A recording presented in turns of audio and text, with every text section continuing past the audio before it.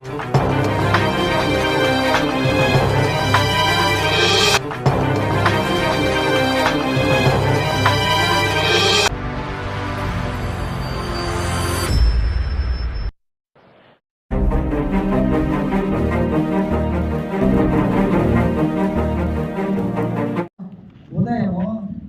5:30 నుంచి 6 గంటల వరకు మహిళల్ని నిద్రలేపి యోగా తీసుకొచ్చుకొని వారు చేస్తారు. వీళ్ళు పోలేదనుకో ఎవరు పోరు.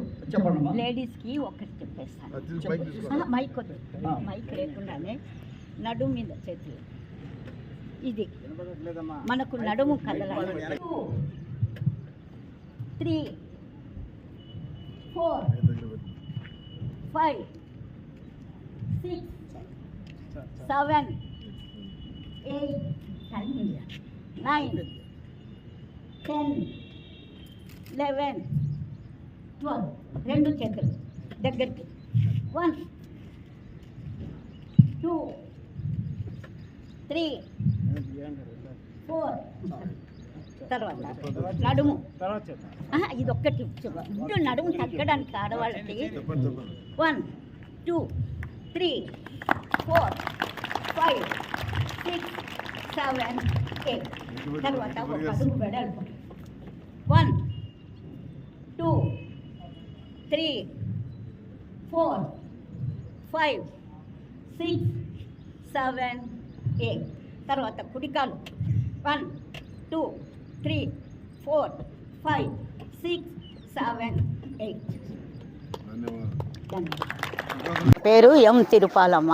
నేను బిఎస్ఎన్ఎల్ రిటైర్డ్ ఎంప్లాయీ. తర్వాత నేను 15 ఇయర్స్ పైన అయిపోయింది నేను యోగా చేయబట్టి. తర్వాత నాది 83 కంప్లీట్ అయ్యి 84 వస్తుంది. తర్వాత నాకు ఇంతవరకు బీపీ కానీ షుగర్ కానీ స్పాండ్లైటిస్ స్టార్ట్ అయింది. కాకపోతే యోగా వల్ల అప్పుడే స్టార్ట్ అయింది కాబట్టి యోగా నుంచి నేను స్పాండ్లైట్ కూడా తప్పించుకున్నాను. అది నాకు మోకాలు నొప్పులు కానీ ఈ యోగా నుంచి ఇవన్నీ ఎటువంటివి ఏమీ లేవు. యోగా చేయండి తప్పనిసరిగా. కొన్ని ఫ్యాట్ తగ్గించుకోవటానికి కూడా కొన్ని యోగా ఆసనాలు ఉన్నాయి.